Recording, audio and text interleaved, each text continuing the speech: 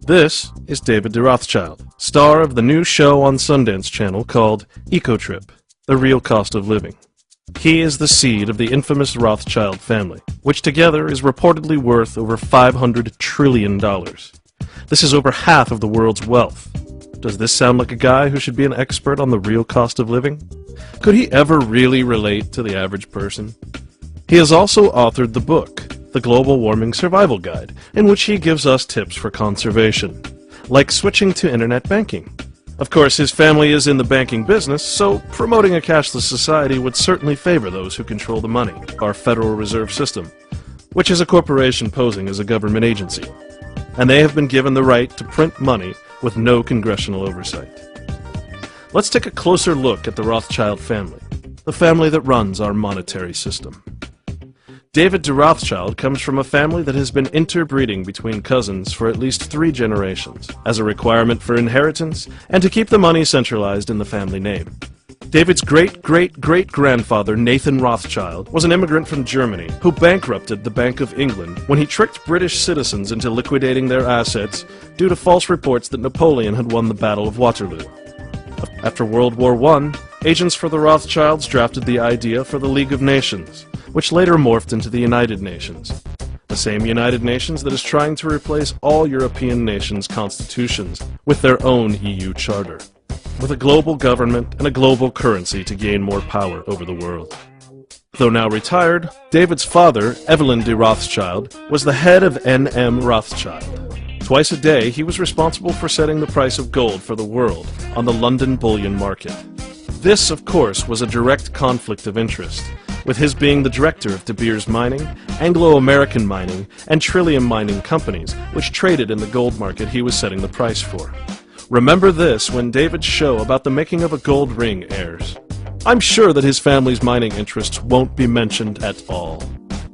Evelyn de Rothschild was also notable for assisting Margaret Thatcher in privatizing or selling off public utilities like British Petroleum and UK Water and Sewage to corporations or private individuals. It is important to note that the Rothschild family also owns Reuters news agency, which in turn owns the Associated Press. We now invite you to think critically about the global warming issue, separating the facts from the hype, and do pay attention to who's supplying the facts. The polar ice caps on Mars and the moons of Saturn and Jupiter are melting. Now, logic should tell you that this is not caused by the actions of humans here on Earth.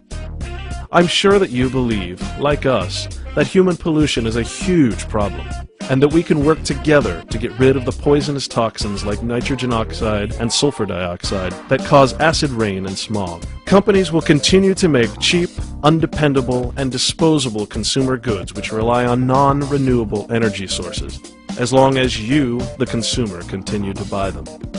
By focusing the guilt of global warming on you as an individual, the real culprits of toxic pollution and waste get off the hook while you're distracted with your own carbon footprint. This is a scam. Do not be fooled into paying a tax to make you feel better about polluting. You are smarter than that.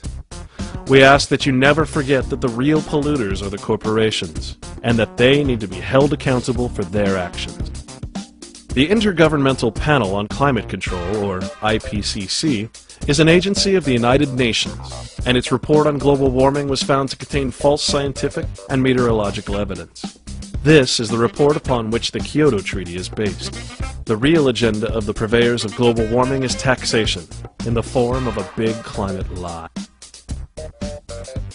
The global warming and carbon taxation agenda has 4 major points.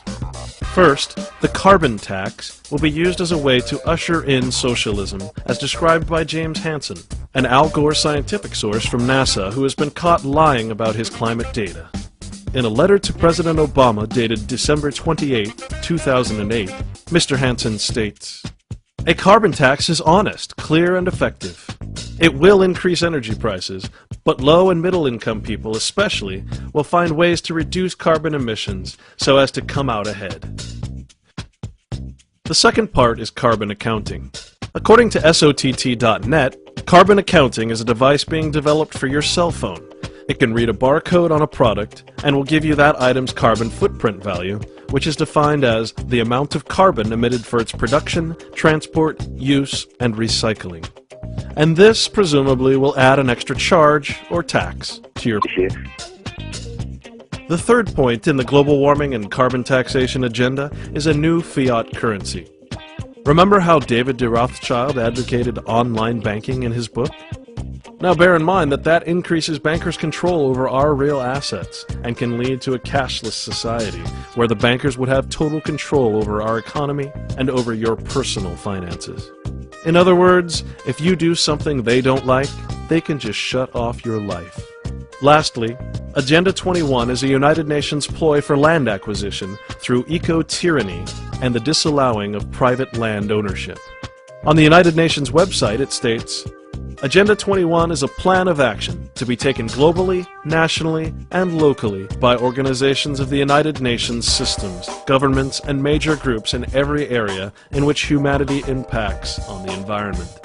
Unfortunately for us, this is already taking place.